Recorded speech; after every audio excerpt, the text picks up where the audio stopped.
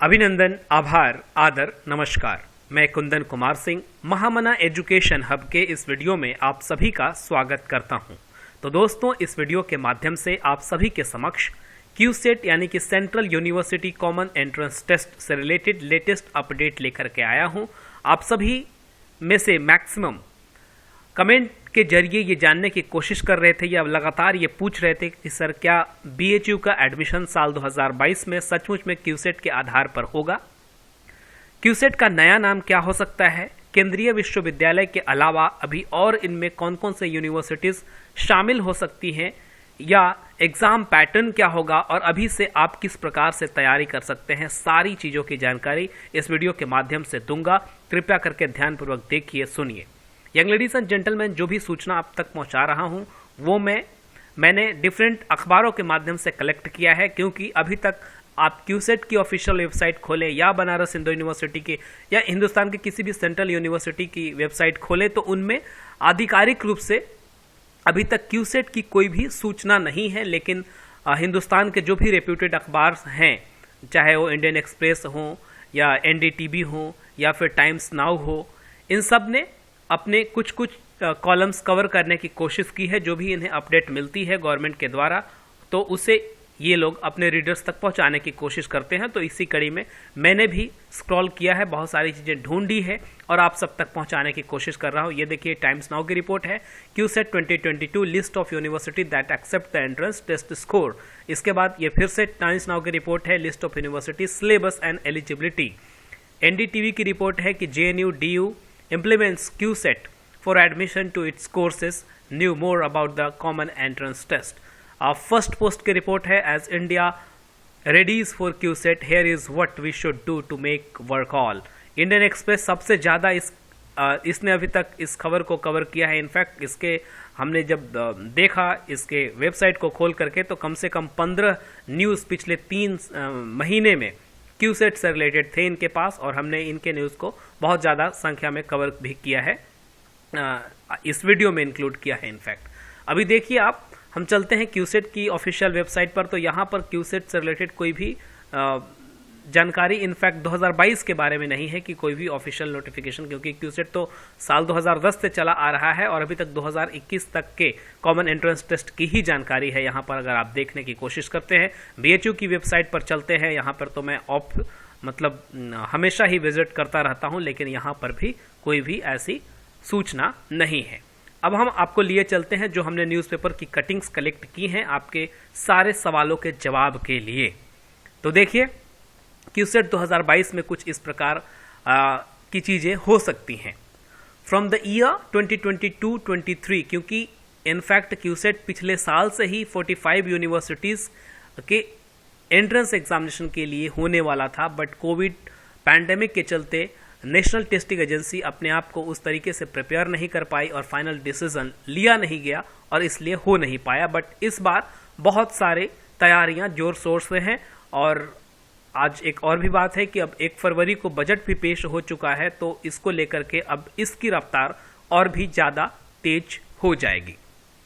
Likely to be implemented across central universities in India for admission to undergraduate and postgraduate courses, making a departure from the current predominant pattern of screening based on class 12th marks। मतलब इसका मुख्य जो M था कि class 12th के marks के basis पर जो हाई कटअप जाती थी, 100% जाती थी एक्सक्लूसिवली दिल्ली यूनिवर्सिटी में एडमिशन के लिए, तो वो चीज़ों को हटाना था। इसके साथ ही साथ न्यू एजुकेशन पॉलिसी जो साल 2020 में आई थी, उसका भी ये मोटिव था कि बहुत सारे कोचिंग इंस्टीट्यूट्स इनके नाम पे चल रहे हैं। मतलब हिंदुस्तान में ऐसे 50 यूनिवर्सिटीज़ हैं सेंट्रल यूनिवर्सिटी के अलावा भी, जो कि अपना एंट्रेंस टेस्ट कंडक्ट करती है, और ये एक विद्यार्थी को हर जगह अप्लाई करना और उसके लिए पैसे खर्च करना या उसके लिए कोचिंग के लिए जाना काफ़ी महंगा पड़ता है। तो इसको लेकर के देखिए, नवंबर के अंतिम सप्ताह में बैठक की गई थी कि यूनिवर्सिटी ग्रांट कमीशन ने हिंदुस्तान के 45 सेंट्रल यूनिवर्सिटीज़ को ये लिखा था, detailed deliberation, it was resolved that common entrance test for UG and PG may be conducted for central universities from academic session 2022-23। तो साल 2022-23 सेशन के लिए 45 सेंट्रल यूनिवर्सिटीज़ को UGC के द्वारा ये नोटिस भेजा गया था कि वो इसमें पार्टिसिपेट करें इनफैक्ट। और जब ये बातें चल रही थी तो ज़्यादातर मतलब यूजी एग्जामिनेशन जो है, मतलब यूजी के लिए जो एंट्रेंस एग्जाम है, ये तो बहुत ज़्यादा हद तक मतलब most likely to be there. अब पीजी के लिए अलग अलग यूनिवर्सिटी हो सकता है वो अपना टेस्ट जरूर कंडक्ट करेंगी, क्योंकि बहुत सारे कोर्सेज में भी फर्क होते हैं। इसके बाद UGC has been keen on bringing the central university under the ambit of QCET ever since the national education policy, जैसा कि हमने आपको बताया। और इसके चेयरमैन जो थे वो आरपी तिवारी, जो कि पंजाब यूनिवर्सिटी के वाइस चांसलर थे, इसकी अध्यक्षता कर रहे थे इनफैक्ट। तो to plan implement QCET from 2021 to the committee's report gave the proposal to go ahead, but because of COVID-19 pandemic the plan was dropped. All right, अब हम आगे चलते हैं कि इसमें क्या क्या नए चेंजेस होंगे। The test will cover sciences, humanities, language, arts and vocational subjects are likely to be held at least twice a year. और ये भी प्रावधान हो सकता है कि एक साल में 2 बार क्यूसेट के एग्जाम हो जाएं और उसके स्कोर के बेसिस पर आप अलग अलग यूनिवर्सिटीज में अगले साल के लिए भी अप्लाई कर सकते हो। ऐसा प्रपोजल है। इनफैक्ट अभी तक ये चीजें बिल्कुल क्लियर नहीं है। क्लियर तभी होंगी जब सब कुछ लिख करके आ जाएगा, ऑफिशियल नोटिस जारी किया जाएगा, तभी हो सकता है ये संभव।